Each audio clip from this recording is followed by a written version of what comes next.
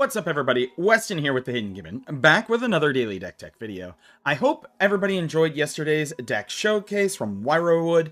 I'm going to be back tomorrow with another one. I kind of want to alternate them every other day so that way I don't burn out all of the decks all at once.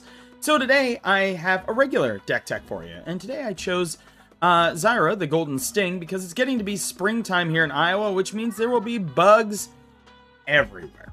And so here we go. Who is Xira the Golden Sting? She's a 3/3 for 1 generic and Jund. She has flying, haste, and whenever she attacks, put an egg counter on another target creature without an egg counter on it. When that creature dies, if it has an egg counter on it, draw a card and create a 1/1 black insect creature token with flying. Not the highest power commander in the world, but I do like that it's kind of like a play on that wasp. I don't know what the name of the wasp is, that it lays its egg inside of like caterpillars, and then they burst out of the caterpillar and they eat. It's a thing. It's a whole thing. Nightmare fuel, if you will, if you see caterpillars that have all little larvae come. But, so today, we are going to lay some eggs in some enemy creatures. We're going to lay some eggs in our own creatures. We're going to sacrifice some of our own creatures. We're going to draw some cards. And we're going to do some, like, little low-power token things. Also, this deck is coming in at only $152, so not the worst in terms of budget. Alright, for creatures, we've got Rasta of the Endless Web.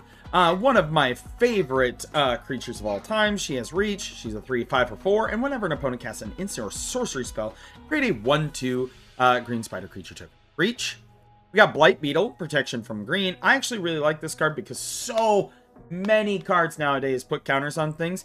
This creature simply says, creatures your opponents control can't have 1/1 counters put on them, and I love that ability. Get rid of that nonsense. Also, to my friend Mitch, I apologize in advance for the next time I play Blight Beetle while you are playing your Crash deck. Sorry. Then we have Braids, Arisen Nightmare. At the beginning of your end step, you can sacrifice an artifact, a creature, sacrifice one of your tokens, an enchantment, a land, or planeswalker. If you do, each opponent may sacrifice a permanent that shares a card type with it. For each opponent who doesn't, that player loses 2 life and you get to draw a card, which is pretty fun. We have Dragon Lair Spider. It's a 5/6 with some very cool, like, I would say like 70s, 60s style art. With 70s, 60s fantasy, like the early D&D style art. 5/6 for 6 reach, and whenever an opponent casts a spell, you get to create a green insect creature token. So it's like a bigger Rasta. We have Hornet's Nest, Defender, and when this creature is dealt damage, create that many 1/1 green insect creature tokens with flying and death touch. Fun fact for you, you know those paper wasp nests? My dad found one when I was younger in the winter and brought it inside the house because he thought it'd be a good decoration on the porch. The enclosed porch that we had, that was like his outdoors room. And then the wasps woke up and we had lots of wasps. So it was very fun, I tell you that. We have Insectoid Exterminator from Turtles. He is flying and disappear. At the beginning of your end step, if a permanent left the battlefield under your control this turn, you get to scry 1. Always good considering we can be sacrificing some bugs. We have Kularath Knight, flying, wither, and creatures your opponents control with counters on them can't attack or block. So think of your Xira or Xira and being able to pacify your opponent's creatures. Then we have Mahdi, Thorium Master. At the beginning of your end step, create a treasure token for each creature that died this turn. Mirkwood Bat, so whenever you create or sacrifice a token, each opponent loses life. We have Morbid Opportunist. Hold on one second, friends. I'll be back. My daughter is coming to say hi.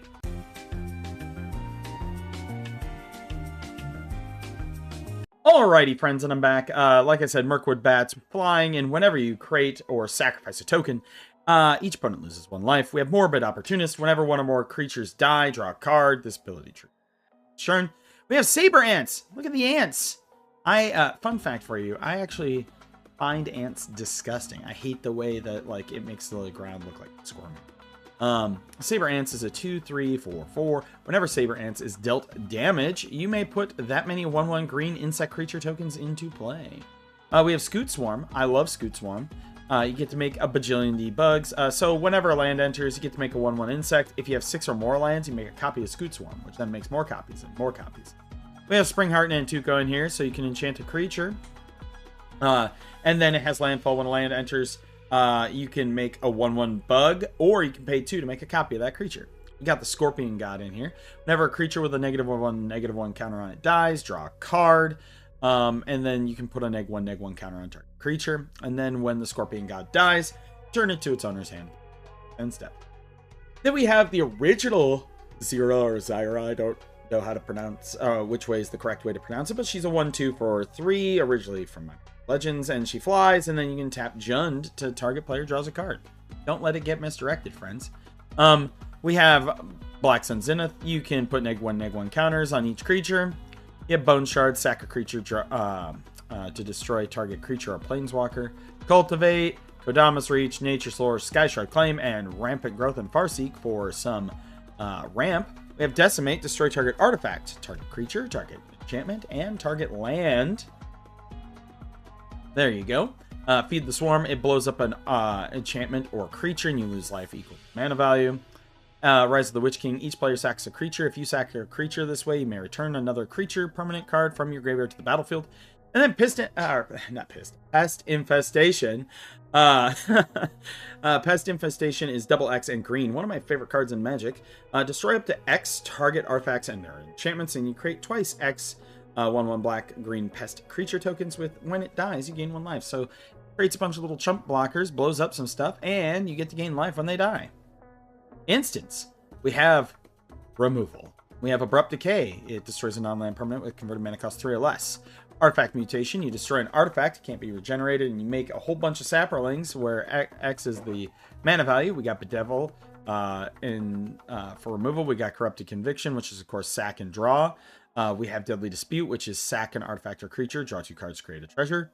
Death Sprout destroys target creature. Then you get to search your library for a land card. We have Go for the Throat to destroy a non-artifact creature. Golgari Charm.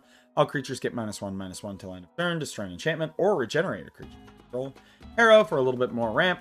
Infernal Grasp is another removal spell. We have Plumb the Forbidden. You can sacrifice 1 or more creatures. When you do, copy this for each creature that was sacrificed this way. Draw a card and you lose 1 life. Putrefy is in here.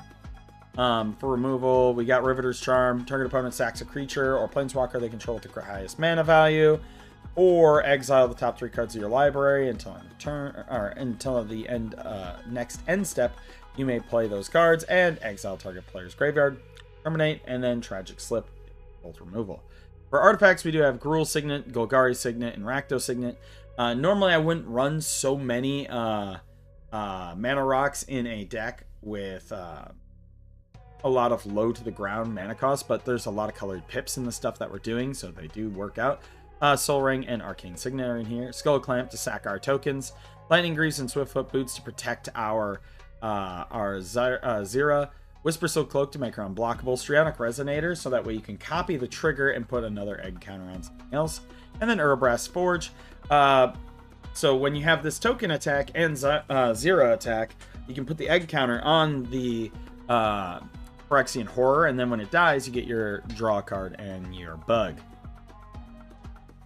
I did put 1 infinite combo in here, but it's not like a kill combo, it's a board wipe combo. We have All Will Be One. Whenever you put 1 or more counters on a permanent or player, this enchantment deals that much damage to target opponent. Creature an opponent controls or a planeswalker.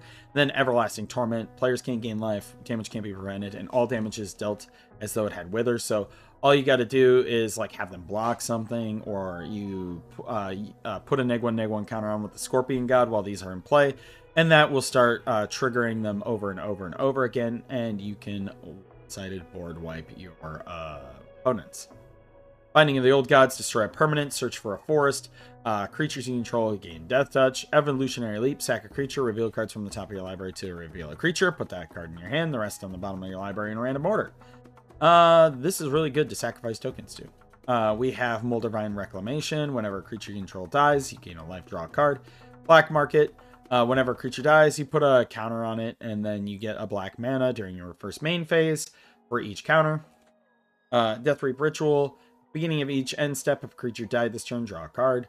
Rhythm of the Wild. Creatures you control can't be countered, and non-token creatures have Riot, which means they either come into play with haste or with a 1/1 counter. Lands, we have Access Tunnel, we have Rogue's Passage. You could probably throw Secret Tunnel in if you wanted, but other than that, it's pretty simple, cheap package in here. Let me know what you think in the comments down below. As always, if you have a commander that you want to see made, put that in the comments down below. And as always, I'm Weston with the Hidden Gibbon, and I hope you all have a wonderful day. All right.